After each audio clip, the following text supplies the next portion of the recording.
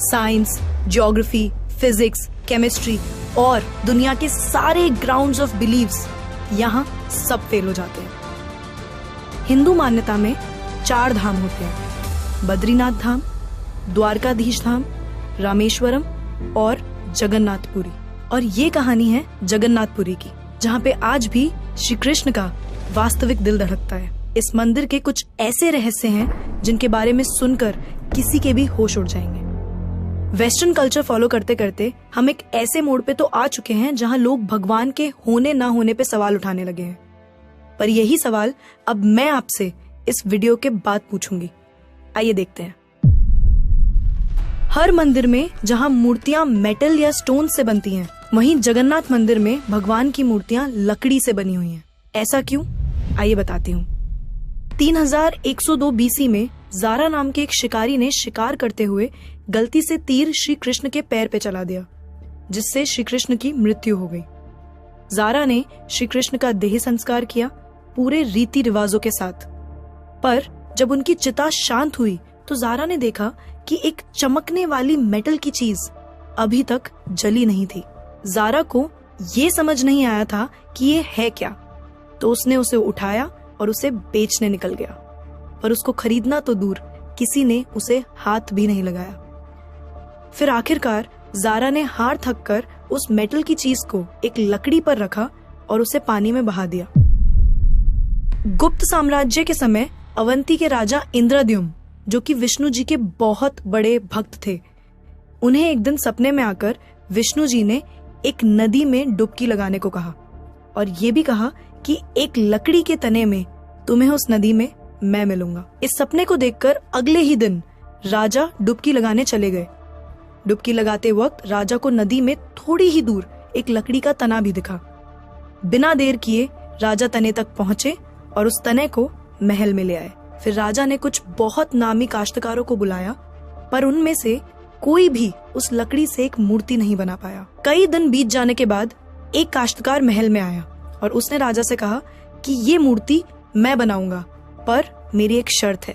राजा ने काश्तकार से उसकी शर्त पूछी, क्योंकि राजा किसी भी शर्त को मानने के लिए तैयार थे। तो काश्तकार ने कहा कि ये मूर्ति बनाने के लिए मुझे पूरे 21 दिन का समय चाहिए और मैं चाहता हूँ कि 21 दिन से पहले ना तो कोई मुझसे बात करे, ना मिले और ना ही मेरे किसी भी काम में विलम्ब डाले। राजा ने खुशी खुशी ये शर्त मंजूर कर ली। मूर्ति बनाने का काम शुरू हुआ। रोज मूर्ति बनने की आवाजें भी आती थी, पर धीरे धीरे वो आवाजें बंद हो गई। अवंती की रानी को लगा कि शायद भूख प्यास से काश्तकार मर चुका है, इसीलिए उन्होंने जहां मूर्ति का काम चल रहा था उस कमरे के दरवाजे को खुलवाने की जिद की और राजा को उनकी बात माननी पड़ी। जैसे ही दरवाजा खुला तो उन्होंने ये देखा कि वहाँ कोई काश्तकार था ही नहीं। सिर्फ और सिर्फ 3 मूर्तियां थी: भगवान जगन्नाथ, उनके भाई बालभद्र और उनकी बहन सुभद्रा। और उसी जगन्नाथ जी की मूर्ति में वो मेटल वाली चीज भी रखी गई थी, जो कि कुछ और नहीं, श्री कृष्ण का धड़कता हुआ दिल था। ये कोई नॉर्मल ह्यूमन हार्ट नहीं है, ये एंशिएंट एडवांस टेक्नोलॉजी का क्लियर सबूत है।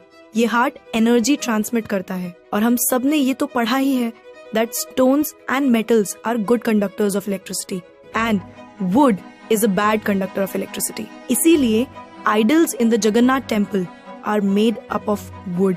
सिर्फ यही नहीं, हर 12 साल में एक बार भगवान की नई मूर्ति स्थापित की जाती है और भगवान के दिल को उस मूर्ति में शिफ्ट किया जाता है। ये किया इसलिए जाता है क्योंकि जो energy transmitting device, if we talk scientifically, उस मूर्ति में होता है, वो इतनी एनर्जी ट्रांसमिट करता है that the wood gets depleted with time और इसीलिए उसे बदलने की जरूरत होती है। पर इसे बदलने का प्रोसेस भी इसी की तरह बहुत इंटरेस्टिंग है। हर 12 साल में एक दिन ऐसा होता है जिस दिन मंदिर में किसी को एंट्री नहीं मिलती। पूरी शहर की बिजली काट दी जाती है।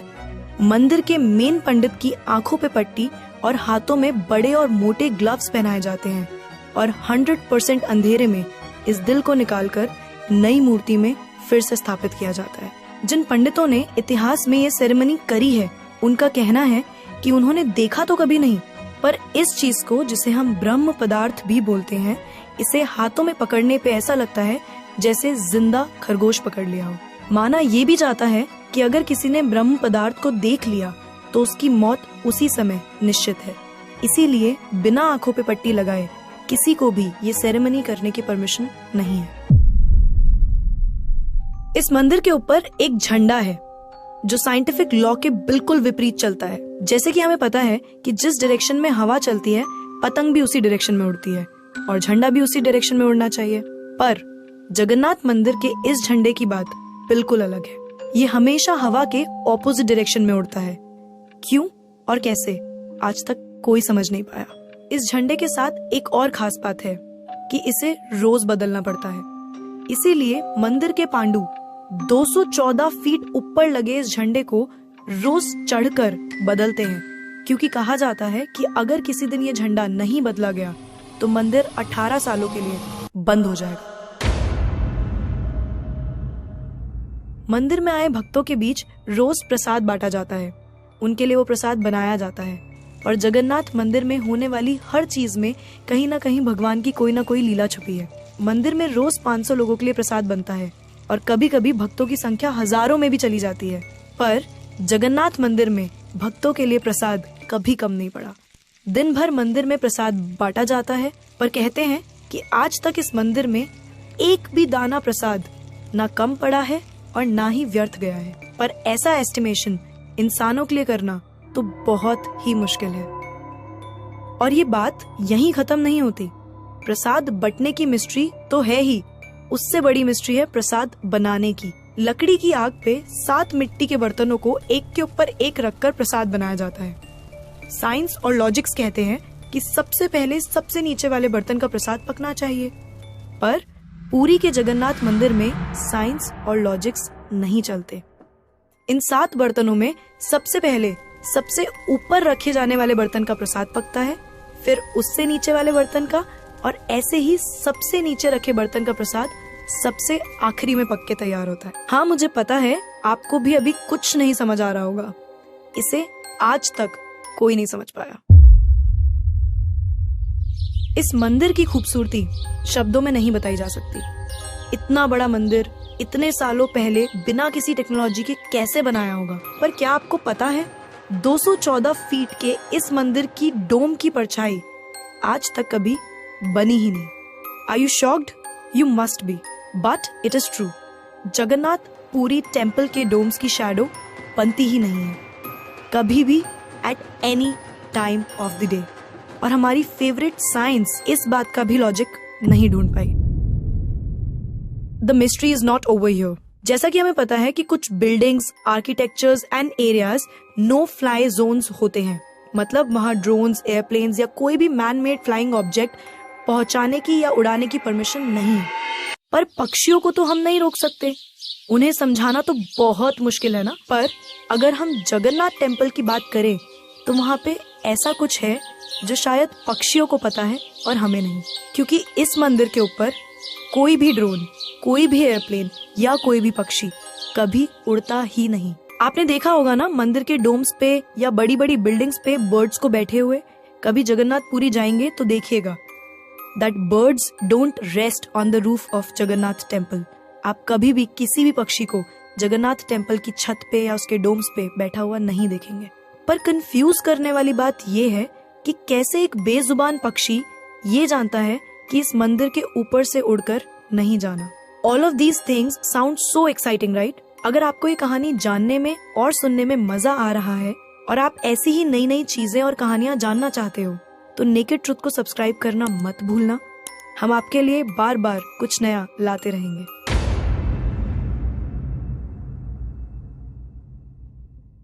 आइए फिर से चलते हैं जगन्नाथ मंदिर की मिस्ट्रीज की तरफ। सुदर्शन चक्र, ये नाम तो आपने सुना ही होगा। सुदर्शन चक्र भगवान विष्णु का अस्त्र है। ये अधर्म का विनाश करता है। जगन्नाथ मंदिर के टॉप पे एक सुदर्शन चक्र है और उसे आप जिस भी डायरेक्शन से देखोगे उसकी फेसिंग आप ही की तरफ होगी। भगवान जगन्नाथ, जिनके नाम का मतलब ही जगत के नाथ है, इनके मंदिर में लाखों श्रद्धालु अपनी आस्था और प्यार भगवान के लिए लेकर आते हैं। पर इस मंदिर में सिर्फ हिंदुओं को दर्शन करने की अनुमति है। किसी भी और धर्म के इंसान को दर्शन बाहर से ही करवाए जाते हैं और दर्शन करवाकर भेज दिया जाता है। जैसे कि हमारी ex prime minister Indira Gandhi ji, वो भी जगन्नाथपुरी गई थी दर्शन करने, पर क्योंकि वो फारसी हैं और हिंदू नहीं और उन्हें उनका सरनेम फिरोज गांधी से मिला है, इसीलिए इंदिरा गांधी को भी दर्शन करने की अनुमति नहीं दी गई। सिर्फ यही नहीं, 2005 में थाईलैंड की प्रिंसेस महाचक्री सिंधोन को भी जगन्नाथपुरी टेम्पल में एंट्री नहीं दी गई थी, क्योंकि यहाँ फॉरेनर्स अलाउड नहीं है। उनके लिए अरेंजमेंट्स की गई थी और दर्शन बाहर से ही करवाए गए। 12वीं सदी से बने हुए इस मंदिर को स्विट्जरलैंड की एक महिला ने 1,78,00,000 रुपए का चढ़ावा भी चढ़ाया। ये मंदिर में चढ़ाया गया अभी तक का सबसे बड़ा चढ़ावा है। पर फिर भी क्योंकि वो हिंदू नहीं है, दर्शन उन्हें भी बाहर से ही करने पड़े। हमारे ही धर्म की इतनी सारी बातें हैं जिसके बारे में हमें कुछ पता ही नहीं। हम आंखें बंद करके किसी भी कल्चर को, किसी भी ट्रेंड को फॉलो करते जा रहे हैं। हम भूल गए हैं कि हम एक ऐसे धर्म से जुड़े हैं जिसने दुनिया में संस्कृति, सभ्यता, परंपरा और संस्कार को हमेशा जिंदा रखा है। ये सनातन धर्म है और अब हमें धर्म को बचाना है। हर साल पुरी में जगन्नाथ जी की रथ यात्रा भी निकलती है।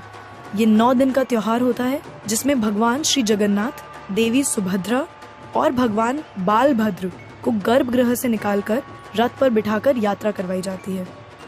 माना जाता है कि ये यात्रा इसलिए निकलती है क्योंकि भगवान इन 9 दिनों में प्रजा के बीच आकर प्रजा के सुख दुख को खुद देखते हैं और इस यात्रा में लाखों करोड़ों भक्तों की भीड़ हर साल इस यात्रा का हिस्सा बनती है। जगन्नाथपुरी मंदिर की मिस्ट्रीज यहाँ खत्म नहीं होती और भी बहुत सारी कहानियां हैं जो हम नहीं जानते, जैसे